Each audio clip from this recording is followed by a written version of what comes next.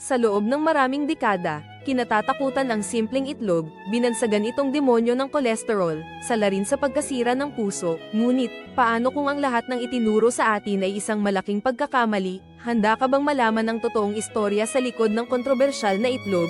Ang tradisyonal na pag-unawa sa kolesterol ay mali na. Ipinapakita ng siyensya na para sa karamihan ng malulusog na tao, ang kolesterol mula sa kinakain natin ay hindi direktang nagiging mataas na kolesterol sa dugo, ang katawan natin mismo ang lumilikha ng karamihan sa kolesterol na kailangan.